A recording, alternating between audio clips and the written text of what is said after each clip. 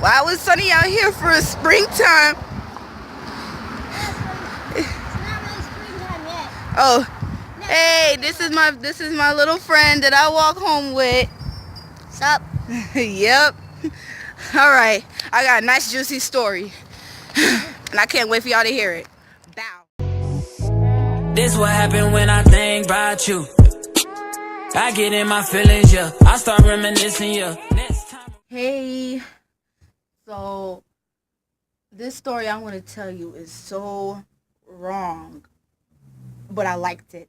Okay, so it all started when I was in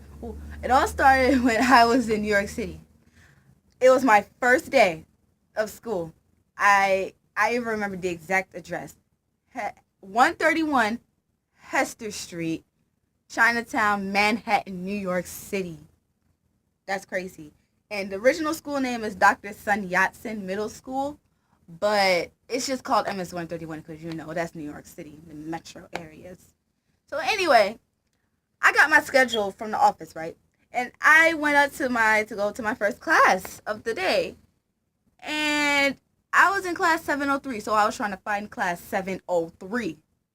And there was a couple boys that noticed me, and then they ran into each other. One of them ran into the wall like a dumbass.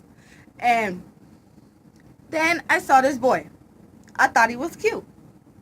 He looked at me like, ooh, she interesting. And then so I'm like, in my head. Or was that out loud? I can't remember. And then I was waiting in line to go into class. And I went into class. And apparently, out of nowhere, he was in my class. I'm like, oh, fuck, he in my class. And then so anyway, continuing with that day, there was some awkward ups and downs most of the day. Like, every time I would bend over in the hallway to try and dig in my backpack and see what I could find, he would come up, stand up right behind me. More like this. If y'all can see that, he was standing right there like this, catching me like, yo, but I like him so much. Like, I love that shit. I love when he did that. And then there was a couple times when he tried to kiss me. I wish I kissed him because I really loved him like that. Like, I liked him. Like, I so loved him. And then on with the years, so on, so on. Every time I squat, he would put a sausage in my face.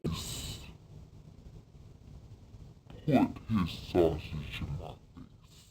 And I'm like, I really want to rip this belt off, but I'm in class, so I can't do it. In my head,